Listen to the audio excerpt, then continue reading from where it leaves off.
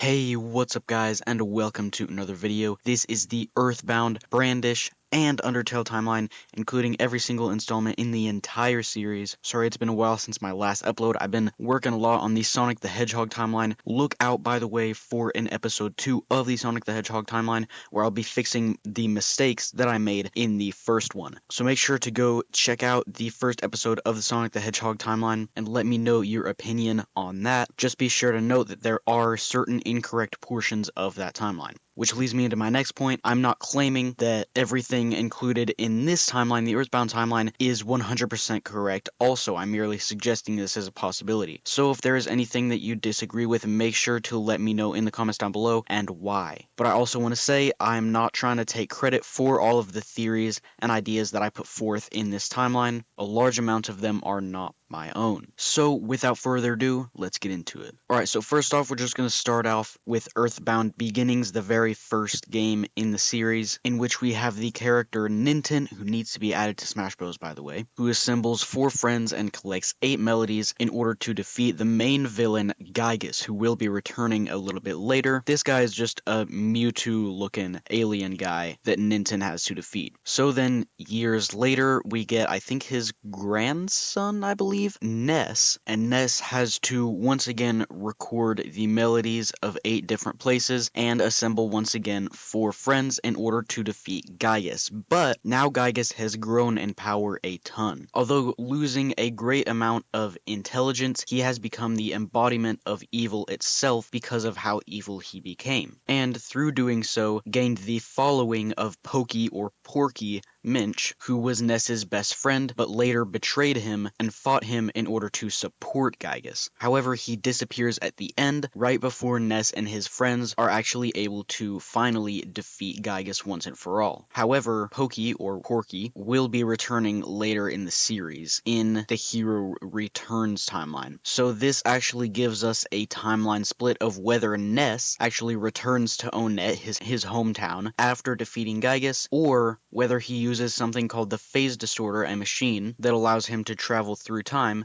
If he uses that, he can travel through time, and this gives us a timeline split, whether he uses the Phase Distorter or whether he returns to Onett. So first, we'll go to if he returns to Onett. We get many years later. There's this kid named Lucas, who once again gathers a group of 4 friends, but this time he has to defeat Pokey, who is now known as Porky, as he leads an army of pigs and pig people. However, Lucas's brother betrays him and turns into someone called the Masked Man. However, Lucas uses a badge called the Franklin badge in order to deflect his lightning attacks back at him and defeat him, and at the last second, once again, Pokey or Porky is able to escape and locks himself in a capsule that can never be destroyed, yet he can just never ever do anything inside it. So he is infinitely safe, yet infinitely bored. So next, we get the timeline in which Ness actually travels through time using the Phase Distorter. So later in the second Earthbound game, Ness and his friends need to actually travel to the past because that is from where Gygus is actually attacking them. So they have to travel to the past in order to actually fight and defeat him. So they use this Phase Distorter in order to do so. However, the Phase Distorter cannot transport organic matter, which means they have to turn themselves into robots and then do it and then come back and turn themselves back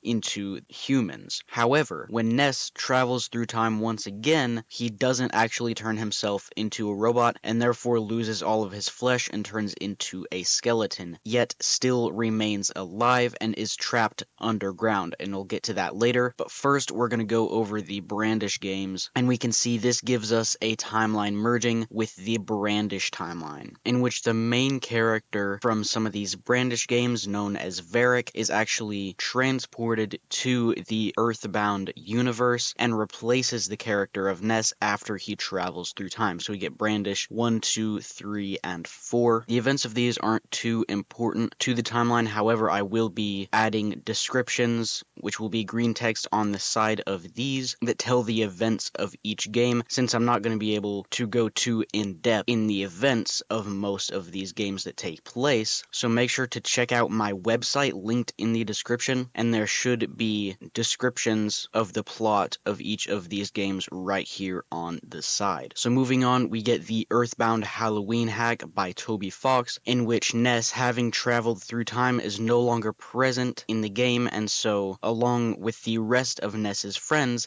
the main character of the Brandish series, Varric, leads his own adventure. So in the Earthbound Halloween hack game, the main character Varric has the choice of whether he kills a doctor known as Dr. Andonuts or whether he allows him to live. At the end of the game, he ends up killing him either way. However, if he chooses to do so around halfway through the game is cut short as he uses a machine to do so, and it ends up killing the both of them. So if he decides to kill Dr. Andonuts and ends up killing himself as well, he is defeated, and we get the game known as Undertale. So if we zoom in here, we can see right here, this is Sans right here, who actually corresponds to the same character, Ness, who traveled way into the future and into the underworld. However, in doing so, turned himself into a skeleton. But from the original game, Earthbound, the main enemy is known as a Starman. So when he goes into the Phase Distorter, a Starman actually follows him into it and ends up turning himself into a skeleton and traveling to the future as well, and he's this character right here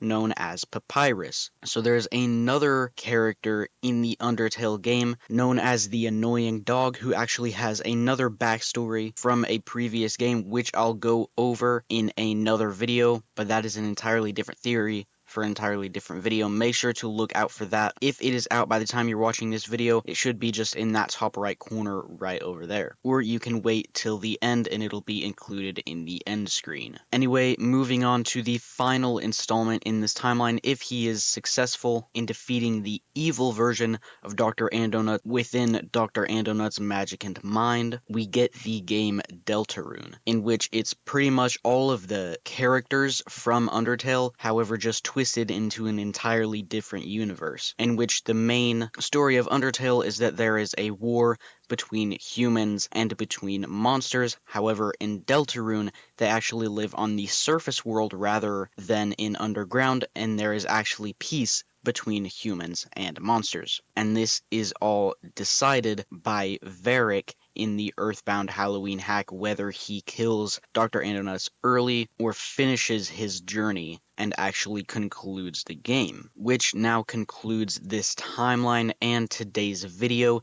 If you did enjoy today's video, make sure to drop a like down below and subscribe with the notifications bell on so that you can be notified of all of my future videos as soon as they come out. And with all that said, I'll see you guys in the next one.